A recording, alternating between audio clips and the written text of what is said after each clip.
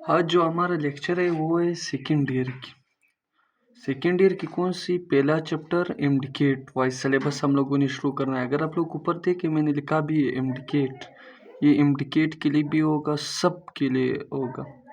अब मैंने क्या चीज़ पढ़ाना है वो है इम्डिकेट इलेक्ट्रोस्टैटिक, सेकेंड ईयर का फर्स्ट चैप्टर है। चैप्टर का नाम क्या है? अब मैं सिर्फ थोड़ा ही इसको इस तरह कर देता हूँ। अभी देखो, अभी हम लोगों ने पढ़ना है ये इलेक्ट्रोस्टैटिक। अब इलेक्ट्रोस्टैटिक दो चीज़ों से बना हुआ लफ्ज़, कौन कौन सी चीज़ों से? एक तो हम लोगों ने पढ़ना है इलेक्ट्रो का मतलब क्या होता है? चार्ज। क्या चीज़? इलेक्ट्रो का मतलब है चार्ज। और दूसरा स्टैटिक का मतलब है एट रेस्ट,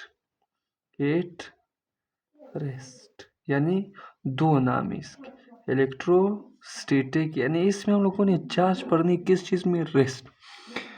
चाहे आप गाज़िज़ लॉ पढ़ो, इलेक्ट्रिक प्लग्स पढ़ लो, गाज़िज़ लॉ की एप्लीकेशन पढ़ो, चाहे इसके बाद आप कैपेसिटर पढ़ो, कैपेसिटेंस पढ़ो, एब्सोल्यूट पोटेंशियल पढ़ो, चाहे जो कुछ भी पढ़ो, इस चैप्टर में हम लोगों ने चार्जेस को रेस्ट में पढ़ना होगा। पहली बात तो ये कि इस चैप्टर का डिफिनीशन, फिर इसके बाद आगे इस चैप्टर का डिफिनीशन ये द branch of physics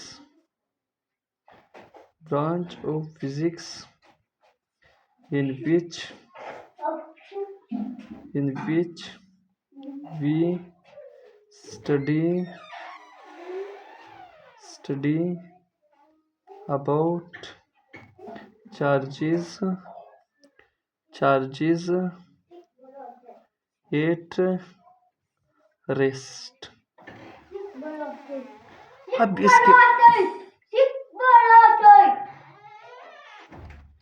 इसके बाद हम लोगों ने ये पढ़ना है कि चार्जेस क्या होती है, यानी चार्जेस को हम लोगों ने किस चीज़ में पढ़ना होगा? रेस्ट में पढ़ना होगा। अब जो चार्जेस हम लोग रेस्ट में पढ़ते हैं, इसका क्या मतलब होता है? पहले तो हम लोग चार्ज को समझ लेते हैं, फिर इसके बाद चार्जेस को रेस्ट में किस तरह पढ़ना होगा, किस तरह नहीं पढ़ना होगा, तो बात पहले ही याद देखिए चार्ज क्या होता है। अक्सर पूछा जाता है चार्ज और करंट में क्या फर्क होता है। करंट तो इधर हम लोग नहीं पढ़ते, वो इसके दूसरा चैप्टर। चार्ज पहले मैं तारीफ लिखवाता हूँ इन सिंपली, यानी सादा अल्फाज में जब हम लोग चार्ज को एक्सप्लेन करते हैं। दी property of a body, the property of a body that transfer of electron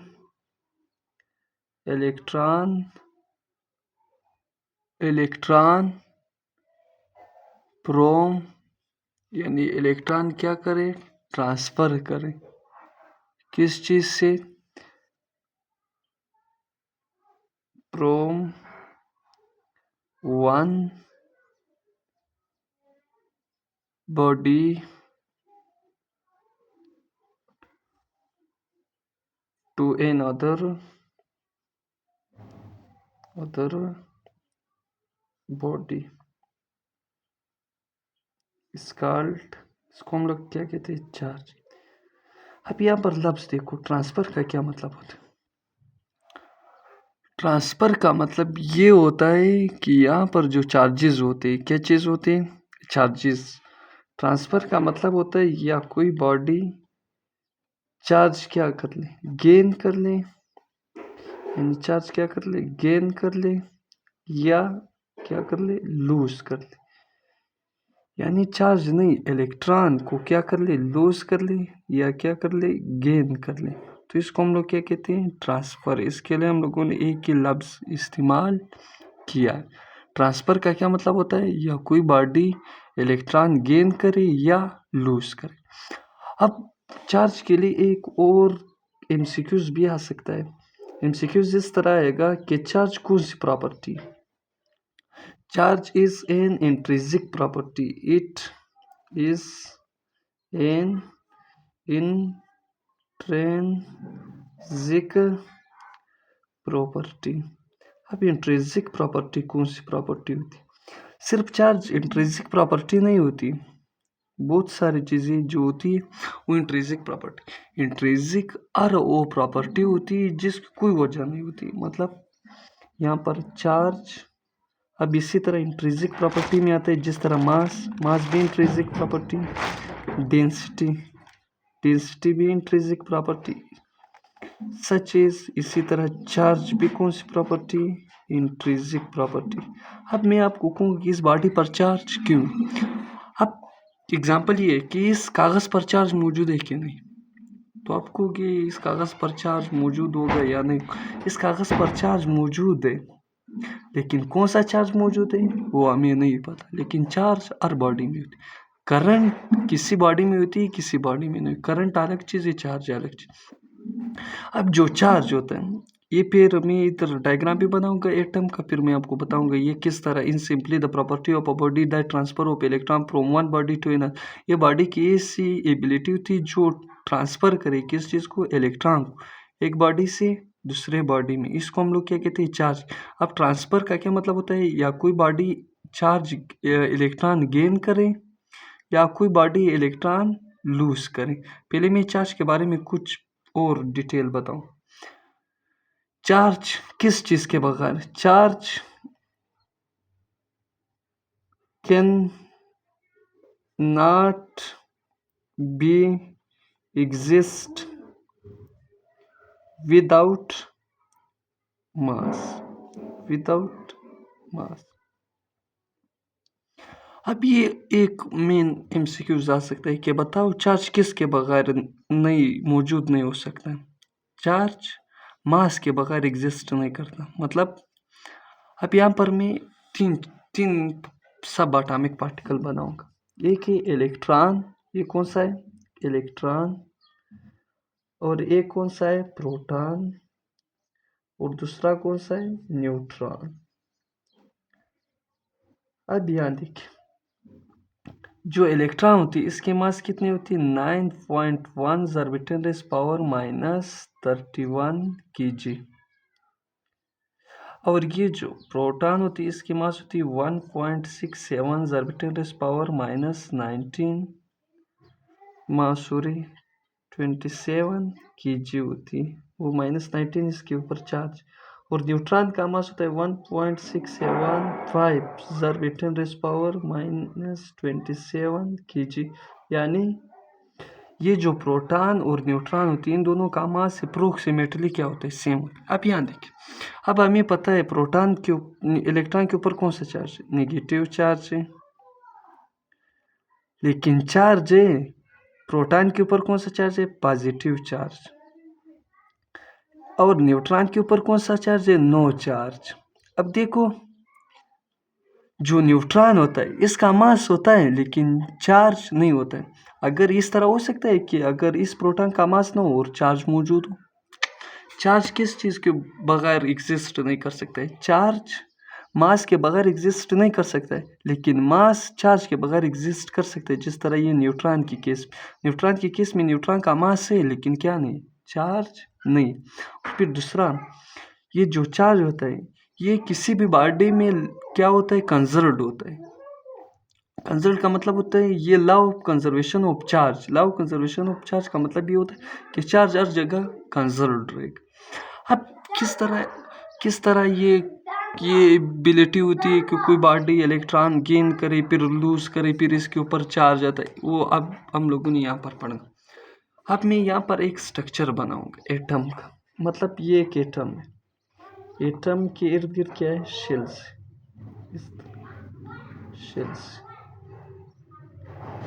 अब अगर आप देख ले, ये एटम के दरमियान को हम लोग क्या कहते हैं? न्यूक्लियस कहते हैं। क्या कहते हैं? न्यूक्लियस। अब इसके इर्द गिर्द जो चीज़ें होती है इसको हम लोग क्या कहते हैं? शेल कहते हैं। क्या कहते हैं? शेल।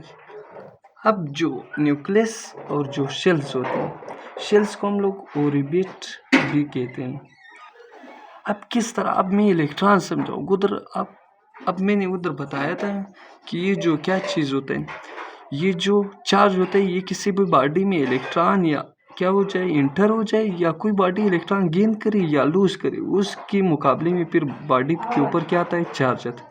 अब ये जो एटम होता है, एटम में हमें पता है कि ये दरमियान वाली हिस्से को हम लोग न्यूक्लियस कहते हैं, ये सर्कुलर लाइंस को हम लोग क्या कहते हैं, ऑर्बिट्स कहते हैं या शेल कहते हैं। अब याद है, अब मतलब मैं आपको एक एटम देता हूँ। पहले में एटम एटम न्यूक्लियस में हम लोगों को पता है दो चीजें मौजूद होती।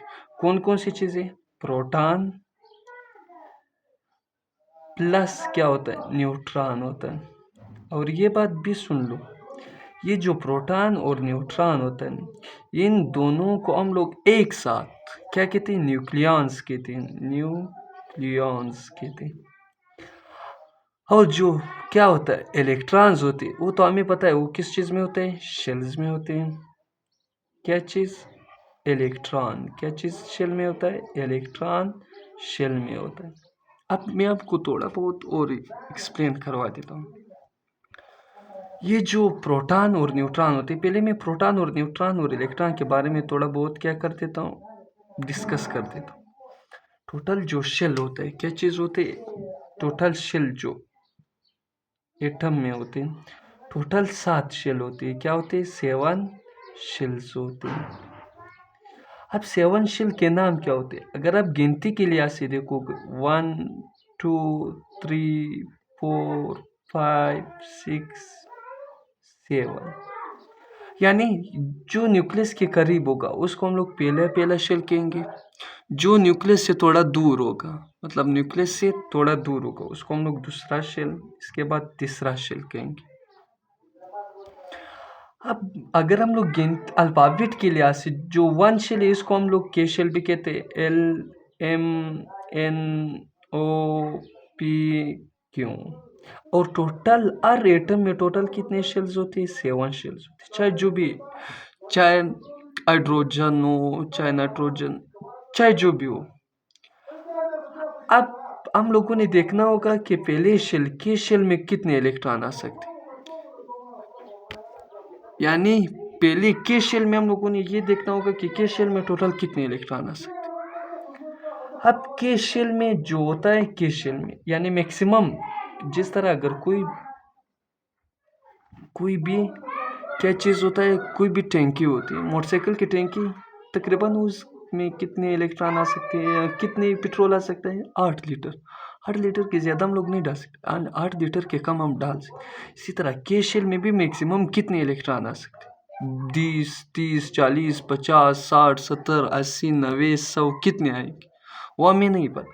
लेकिन जो मैक्सिमम होती है, जिस तरह पेट्रोल टैंकी होती है मैक्सिमम 8 लीटर पेट्रोल ले सकते, इसी तरह ये जो के शेल होता है इसमें मैक्सिमम कितने इलेक्ट्रॉन आ सकते हैं, 2 इलेक्ट्रॉन।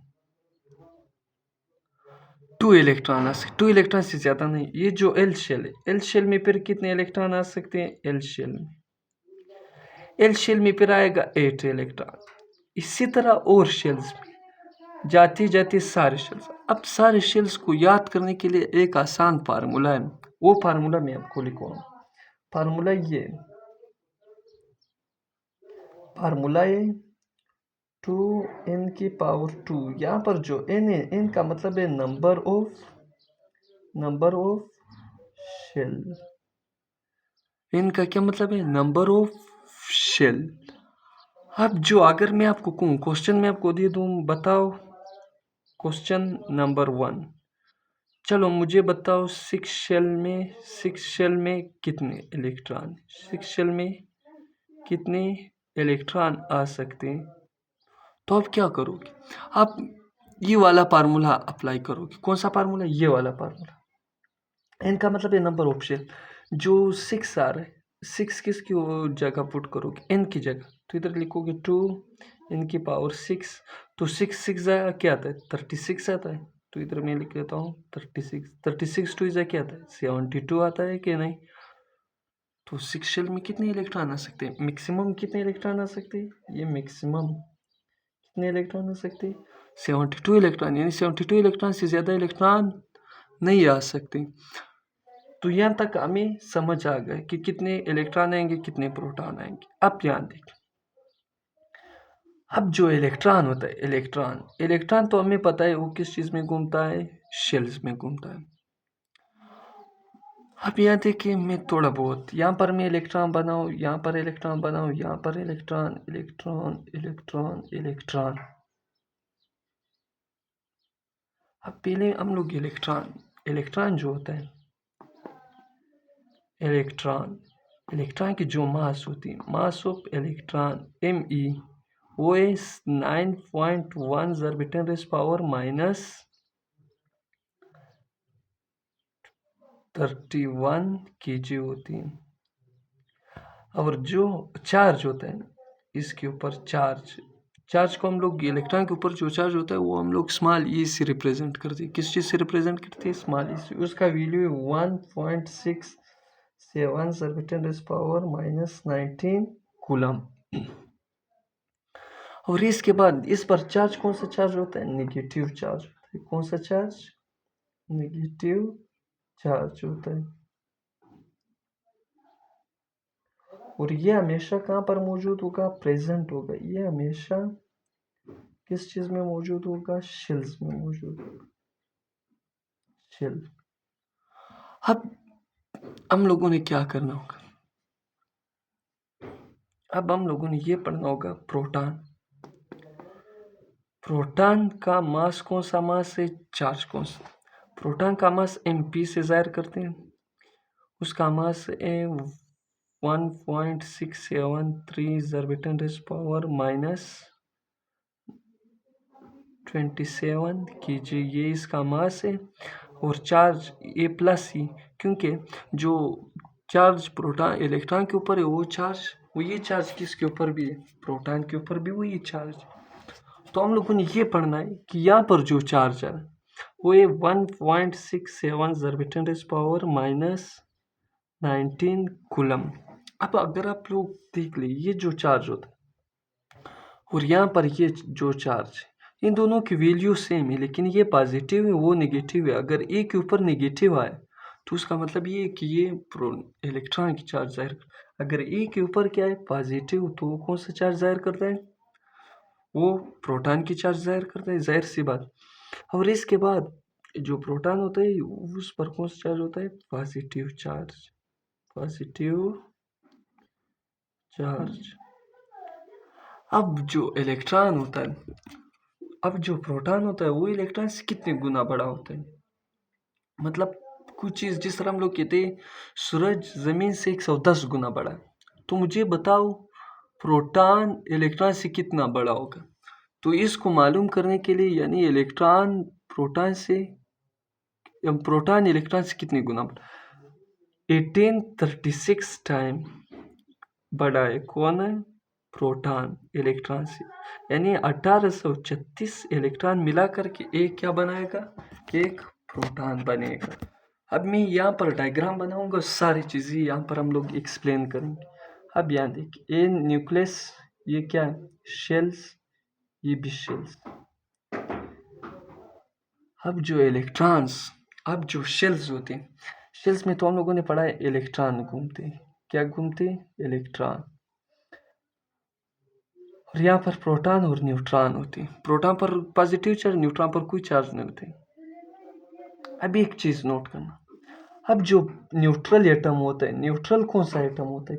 पहले जो एटम, न्यूट्रल एटम, न्यूट्रल वो एटम होता है जिसमें नंबर ऑफ इलेक्ट्रॉन इक्वल हो किस चीज़ के? नंबर ऑफ प्रोटॉन के।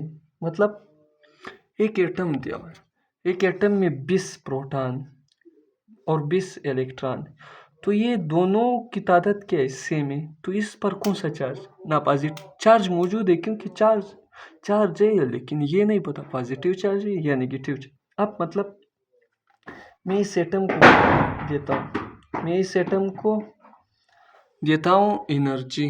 क्या देता हूँ? एनर्जी। अब जो इलेक्ट्रॉन होते हैं, मतलब मैं इसको क्या देता हूँ? एनर्जी देता हूँ। जैसे मैं इसको एनर्जी, आपको पता है जैसे इलेक्ट्रॉन एनर्जी गेन करता है वो लोअर शेल से किधर जाता है? हायर शेल की जाने। यानी लोअर शेल से हायर शेल की जानिब। अब जैसे ये इलेक्ट्रॉन एनर्जी गेन करके किस शेल में आएगा, इस शेल में आएगा। तो एक यहाँ पर एक और एमसीक्यूज है, अगर कोई भी इलेक्ट्रॉन अपने शेल में घूम रहा हो, मतलब जिस तरह ये इलेक्ट्रॉन अपने शेल में घूम, तो इस हालत को हम लोग कहते हैं ग्राउंड स्टेट। क्या कहते हैं, ग्राउंड स्टेट। अब अगर कोई इलेक्ट्रॉन एनर्जी गेन करके एयर शेल में है तो इसको हम लोग कहते हैं एक्साइटेड स्टेट। एक्साइटेड स्टेट यानी अगर कोई इलेक्ट्रॉन एनर्जी गेन कर ले। अब ये जो लोअर शेल वाले, पहले शेल वाले होते वो एनर्जी गेन करके इस शेल में आ जाए, इस शेल के जो इलेक्ट्रॉन होते वो इस शेल में आ जाएंगे, क्योंकि इसके आगे कोई शेल नहीं होता है, मतलब सातवां शेल होता है। तो इसके बाद ये इलेक्ट्रॉन क्या होगा, बाहर आ गया कि नहीं, तो एक इलेक्ट्रॉन निकल गया। पहले कितने प्रोटॉन थे, 20 प्रोटॉन। तो वही है, क्योंकि प्रोटॉन ना कम हो सकते ना ज़्यादा हो सकते, क्योंकि वो फिक्स्ड होते, वो न्यूक्लियस के अंदर होते। लेकिन जो इलेक्ट्रॉन होते वो तो एक निकल गया एटम, किसकी वजह से, इस एनर्जी की गेन करने की वजह से। तो यहाँ पर कितने रह गए, 19। तो अब बताओ किस चीज़ की तादाद ज़्यादा है, प्रोटॉन की तादाद ज़्यादा है। तो मुझे ये बताओ इस एटम पर कौन सा चार्ज, पॉजिटिव या नेगेटिव। तो आपको होगा पॉजिटिव चार्ज।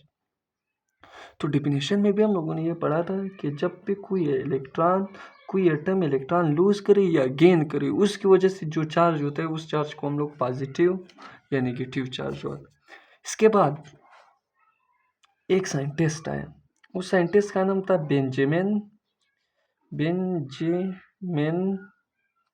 फ्रैंकलिन। इसने हमें बताया कि 2 किस्म के चार्जेस होते हैं। किसने बताया, बेंजामिन फ्रैंकलिन ने बताया 2 किस्म के चार्जेस होते हैं। एक होता है पॉजिटिव चार्ज,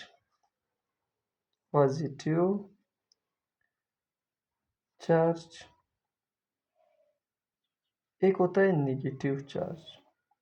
क्या होता है, negative charge.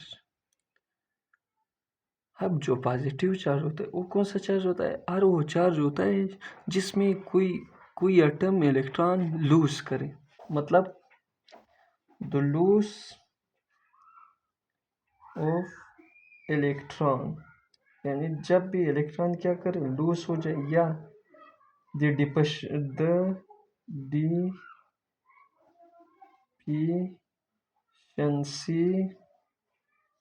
Of electron. Deficiency का मतलब होता है कमी हो, किसी भी एटम में इलेक्ट्रॉन की कमी हो, तो उसको हम लोग क्या कहते हैं, डिफिशिएंसी ऑफ इलेक्ट्रॉन।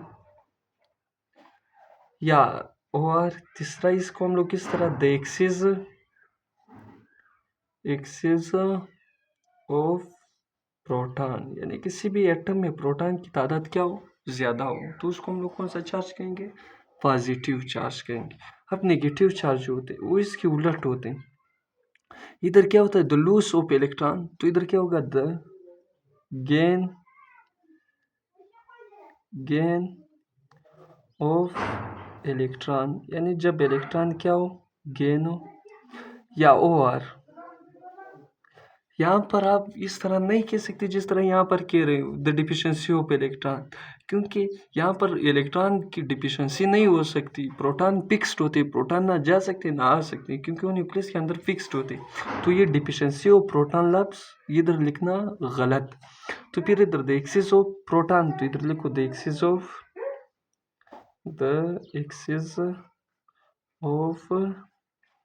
इलेक्ट्रॉन। अब इसके बाद हम लोगों ने मालूम करना है चार्ज का यूनिट ऑफ चार्ज। वो मैं इस पेज पर क्या लिखूंगा, यूनिट ऑफ चार्ज,